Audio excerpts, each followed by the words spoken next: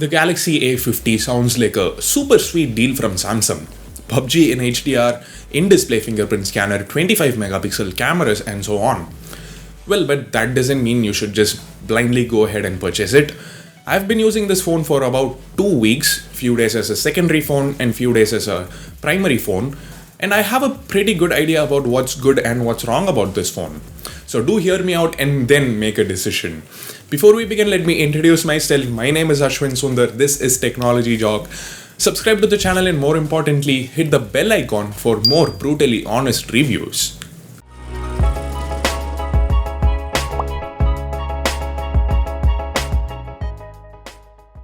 Let's begin with this beautiful display. It's a 6.4-inch Super AMOLED panel, hence the excellent colors and contrast. Viewing outdoors has not been a problem at all since the panel gets really bright at full brightness level. The resolution is Full HD Plus and you can actually stream videos in Full HD because it has Widevine L1 certification. Auto brightness also works quite well, unlike on the Galaxy M30. The only compromise is the lack of a good display protection. It uses the old Gorilla Glass 3. So don't expect the display to survive drops from 3 or 4 feet height. If you do want to protect it from such damages, our sponsor Glazed Ink offers the best solution for it. They have a full glue edge-to-edge glass and then there is a real curved glass with actual 2.5D curved glass along the edges. Their real curved glass for the Poco F1 is the best in India right now and they're introducing the same for the Galaxy A50 now.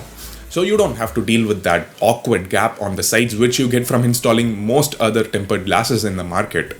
They have tempered glasses for a lot of other phones as well, including the Redmi Note 7 Pro and the Galaxy M20. So check out Glazed Ink, link is in the description. You can use the promo code TJOCK to get 10% discount.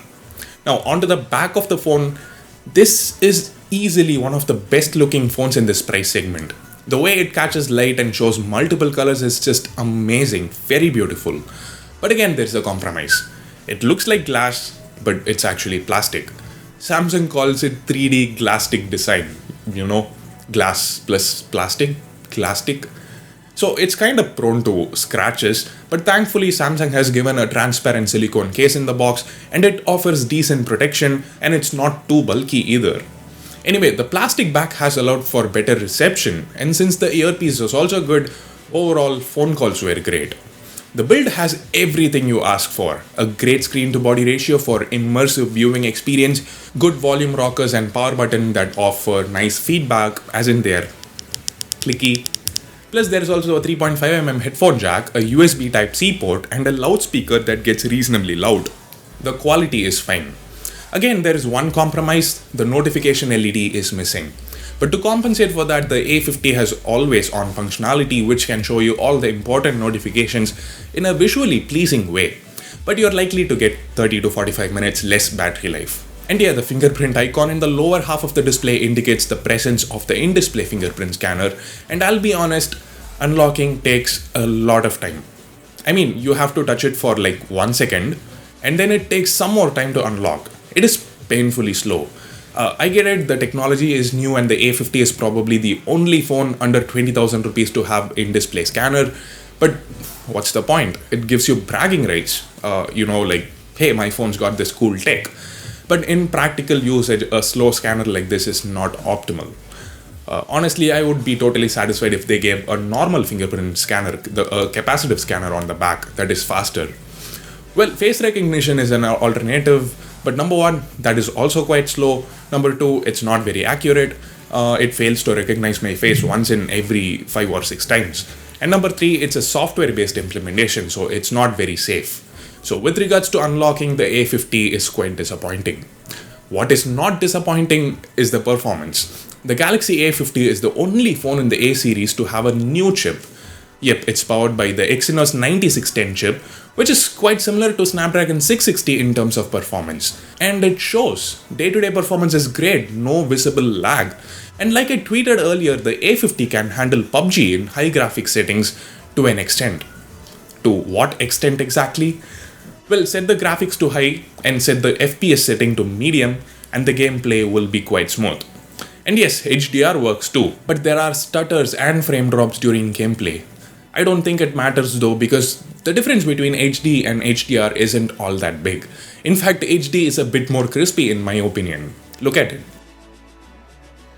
So it handles PUBG. So of course it handles a bunch of other high graphics games as well, like Asphalt 9. What's even more important here is that the device does not heat up a lot during long gaming sessions. There is no thermal throttling either. The performance is consistent throughout the gameplay. This is due to the fact that the Exynos 9610 chip is manufactured on the 10nm FinFET technology. Lower the nanometer, the more efficient it is. So it keeps the phone cool for a longer time. The chip is also way more power efficient than Snapdragon 660 because 660 is actually manufactured on the 14nm technology, so this doesn't kill battery quickly. Speaking of which, there is a 4000 mAh battery powering this phone, which easily lasts more than a day on medium usage, 1.5 to 2 days in fact. On days where I played a lot of PUBG, shot a lot of pictures for a camera comparison video, and had always on display turned on all the time, the A50 still managed to get me through one full day without any issues, and I still had about 10-20% charge left. In terms of screen on time, I got about 5.5 to 6 hours consistently. It's also worth noting that there is support for 15 watts fast charging, and the adapter is included in the box. It takes about 2 hours to reach from 0 to 100%. The A50 is also really good when it comes to background app management, more commonly known as RAM management or memory management. In this speed test between the Galaxy A50 and the Redmi Note 7 Pro, the A50 didn't even reload PUBG, despite having over 10 other apps open in the background. But overall, the Note 7 Pro is a bit faster. Of course, it has the Snapdragon 675 chip. Now, this variant has 4GB RAM. There's another variant with 6GB RAM.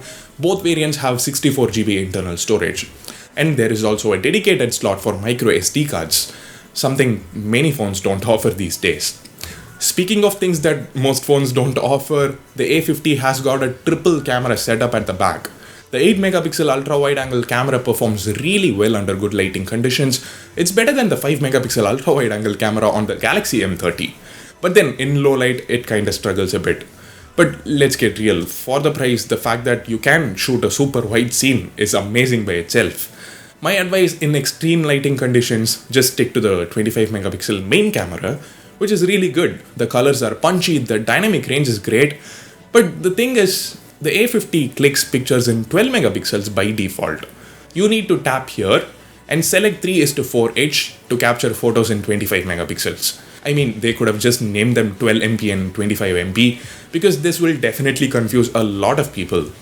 Anyway, the 25 megapixel photos are super sharp, noticeably sharper than the 12 megapixel default images, and thanks to the wide f1.7 aperture, even in low light the image quality is decent. Now, if you don't understand those camera terms like dynamic range, aperture, etc., then go watch this video. I've explained everything in very simple terms. You'll definitely become a pro. I guarantee you. Anyway, there's also a 5-megapixel depth sensor which helps with portrait mode. The edge detection and background blur are quite good. It rarely messes up. When it comes to selfies, the A50 is probably the best in this price segment. Slightly pinkish skin tones, but apparently a lot of people prefer it over natural tones, and the overall color reproduction is also great. The best thing about the selfies is dynamic range. Here's a comparison with the Note 7 Pro to give you an idea. And the same goes to portrait selfies. Amazing quality. And yeah, if you're wondering about the A50's overall camera performance compared to the Note 7 Pro's camera performance, here is a full detailed camera comparison. Check it out for more info. Now, Samsung is kind of marketing this phone as an action smartphone. They're trying to say this phone can replace an action camera like a GoPro. This is because the A50 can shoot videos using the ultra-wide-angle camera. Plus, there is electronic image stabilization. So the main camera footage is super stable. The quality is also really good. One compromise, the maximum recording resolution is 1080p. Yep, no 4K. That said, the A50 can also shoot 720p slow motion videos at 240 fps. Last but not least, software. Samsung decided to go with One UI for all A series smartphones, and that's a good move. One UI based on Android 9 Pie. It offers a completely revamped user interface. Everything from the settings app to the notification panel is different and better.